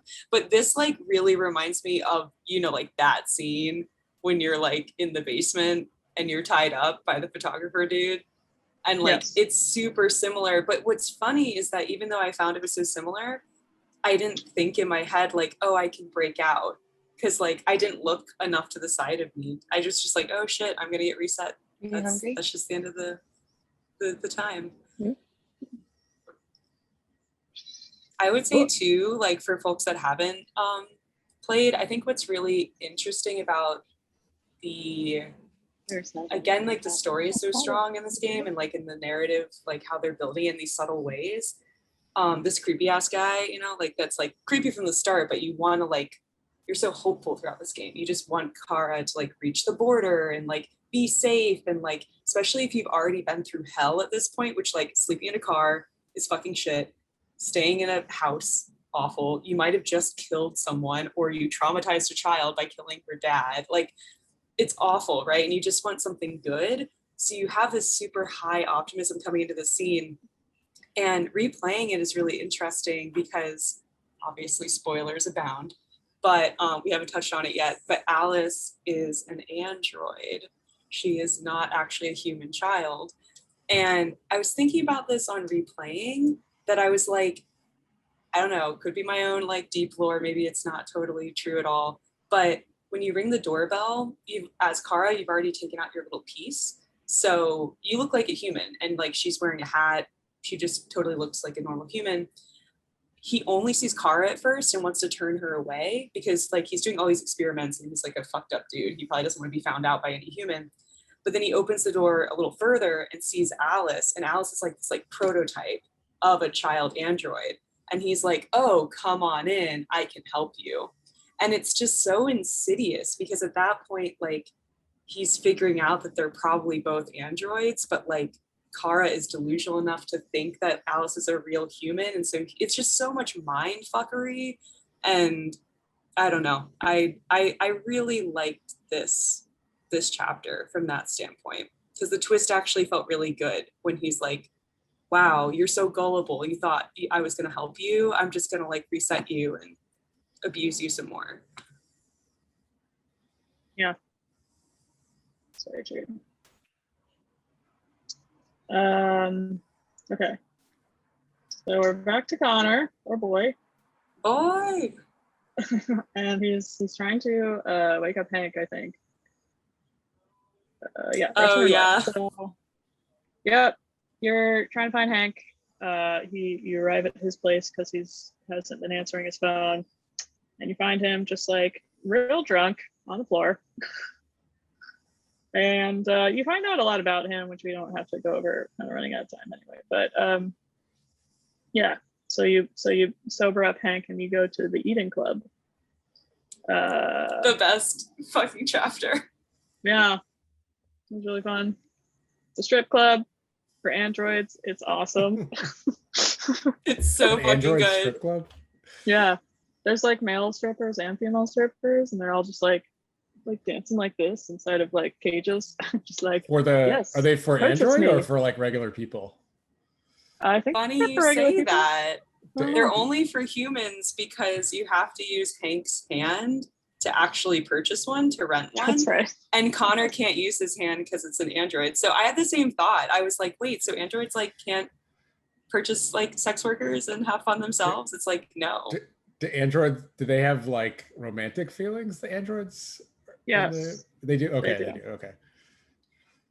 I I think guess that's when they what become once you deviant- they get a soul first and then they acquire romantic feelings. Yes, I think so. I think that's how it goes. That's how it works. Ash, you were saying that you weren't able to do this. Yeah, I did not fail on purpose. I just fucking failed. And I failed even like the second and third time. It was just, I find the time crunch on this one was hard. Which is fine. Again, I don't want like hand holding. I don't want like the easiest game experience. Like it's not fun to not have any stakes. But yeah, you're trying to find the location of the deviant. And so you're basically renting out all these android strippers, and you're like, oh, trying to access their memories to see where the deviant went. But you can use up time and just like not find the girl. And that happened to me, even though I was really trying. Mm-hmm. Yeah. I think I found them. There were these two androids who were in love, and they're both women. Gay And, rights. This game said that's gay right. rights. This game said gay rights. Spare them. I think I let them escape because I was Me like, too. oh my god, gay androids, please live. But yeah. Mhm. Apparently, if you shoot them, then they will become evidence that you can interrogate later. It's apparently pretty traumatic. Wait, so you can so I totally stand fucking corrected. So you can have another interrogation? Yeah, you can shoot them. I don't know if they die or not, but like later in the when you're in the FBI again, and then you go down into the basement to collect clues to find out where Jericho is. They are one of the clues that you can investigate, and you can basically like bring them back to life and like interrogate them. That's interesting. Yeah, which I don't know if I have the option to do. I'll say another quick thing too, that like Andrew, when you were mentioning like, oh, like asking about like a sex club and how that works, like it just made me think about too, another thing I think this game does super well that I noticed even more on the second playthrough is it doesn't do, I mean, I'm really into horror games and horror games are awful at this sometimes, with all the lore building being in notes and you have to read a fuck ton of stuff. Yeah. It doesn't do that. Like sometimes you'll see in the flowcharts that a thing you're unlocking is a news article and you pick up like they're like tablets and there's just 2 articles only. They're pretty short. You can choose to read them. You can skim them. You get the achievement essentially, and then you put it down. And one of them is like a kind of like gossipy piece that's like, is android sex better? Like androids are, oh, that's hotter. Like the verdict is in. It's better with androids. And so it's kind of cool that like people are talking about this and then you go to an actual sex club and see it. And that's like, I don't know, that's how I think the narrative and the story design go so well with the environments. Yeah, so you feel like the world was really, I don't know, cohesive, or you felt like it all stuck together. I know when you showed the video in the beginning, there were like pictures of them designing the fashion and like the clothing of the people and the vehicles, and it really feels like they put a lot of love into that whole universe. I feel like there's only a few studios in the entire world that can hit this level of like art creation. I like Death Stranding that came out about a year ago had a really like amazing mo capture and the fashion that the costumes that people were wearing and the universe. I guess in the United States it's probably like I don't know, like an Uncharted or what's that, the Last of Us, I guess, like where it's a real high fidelity facial features and the world's real detailed, and then they're trying to do like movie quality storytelling. I remember seeing when this game came out, I was blown away by just the visuals, and I mean now it's 4 years old, but it still looks great, and the directors, the whole team obviously really cared about faces and emotions, and I think they succeeded with that. Yeah, it's quite an achievement, I guess. Do you guys feel like the game succeed? Like, so I think on the art level, it definitely succeeded. The universe feels really good. It feels like a futuristic society that's 40 years into the future. I mean, I'm a big fan of Blade Runner, and it feels like it kind of takes little pieces of that, and the setting is really cool. Like the level of like care for the Detroit setting, like the architecture of those buildings. Do you guys feel like it succeeded on the storytelling level? Like, were you satisfied with those stories in the arcs that occurred? Was anyone disappointed? Well, I was gonna say you, because I feel like you have so much like good to say about Marcus. I think overall, yes. Short answer, yes. I think Marcus being so on rails and more or less pretty binary too, in terms of like the big decision you have at the end is violent revolution or a peaceful kind of protest, and maybe like, play nice to the state. I definitely, there's like levels in there, they can kind of change, but I think it more so shines through with Connor and Kara. this feeling of like, okay, I'm deeply invested. It can go so many different ways. And yeah, it's just like, it's deeply moving. I mean, I was like crying with Kara towards the end, because it's just like to, again, go through all of this pain and like, and trauma, and then to actually be able to get across like the border. I mean, they do not make any of that easy. It is such a difficult ending to get. I don't know. So that's my immediate thoughts. I think, in my opinion, Connor's storyline was the most video game-like because of all the investigating that you can do as a investigative android. Like you can analyze all the evidence and like use your tongue even to like analyze blood, which Hank was like, "Ugh, what are you doing?" So that was really funny. But hey, Zach, thanks for stopping by the way. Yeah, bye, Zach. Yeah, thank you Thanks so much coming. for coming, Zach. Later, dude. But I think, yeah, overall, I was also satisfied with the storyline. Apparently, I got the quote-unquote perfect ending. My brother told me on my first try, which was like, so Marcus is doing well at the Android Uprising. He ends up dying in the process. You're trying to like escape Jericho because it's getting infiltrated or something. And then Connor becomes deviant and agrees to like take up the mantle of the Android Uprising. And that's apparently what Amanda wanted the whole time. And it's just like, it ends up being a total Android Uprising rather than like a peaceful coexistence between humans and androids, which according to Amanda, everything went perfectly to plan. But apparently she has different opinions depending on how you do as Connor. I just feel like that's so deep state, like terrifying. When you first told me that, I was like, oh my God, Amanda's the CIA. She is. And then what happens to Kara doesn't really matter as far as the endings. Like the total ending of Detroit.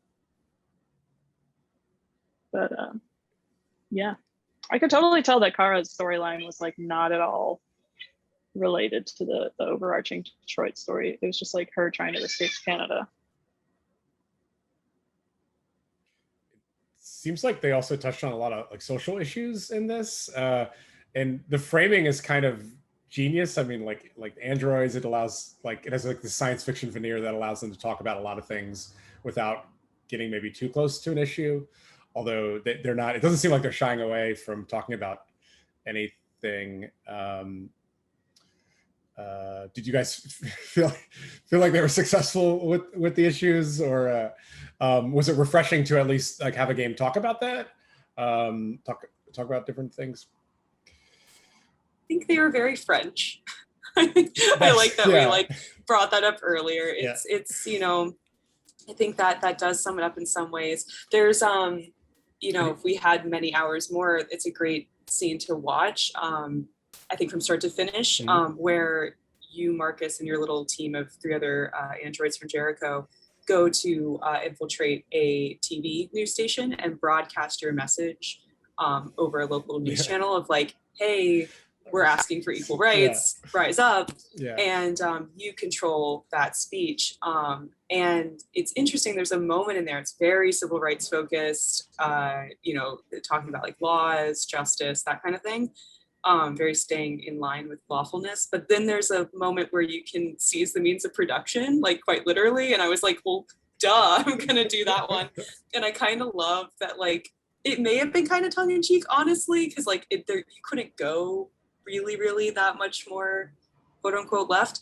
But the news actually afterwards, they pick up on that. Whenever you choose that one, they're like, it was an outlandish speech, androids wanting to seize their like facilities. And I'm like, yeah, that makes sense. Like that would be the most kind of be radical for humans to do. So you know, that stood out to me as a fun moment. I do think that there is notable criticism of a kind of flattening that can happen, and a sort of like kind of imaginative, even delusional like idea of like, this is how it could go down, like this is like, I don't know if that makes sense. Like it's a little more aspirational maybe than grounded in a reality, but you're so right, because they have that veneer of science fiction.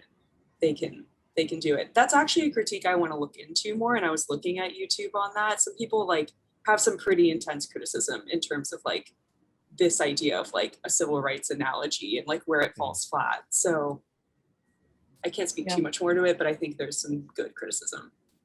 Yeah. I like how French it is, but do you think an American studio would have like stayed away from a lot of these issues? In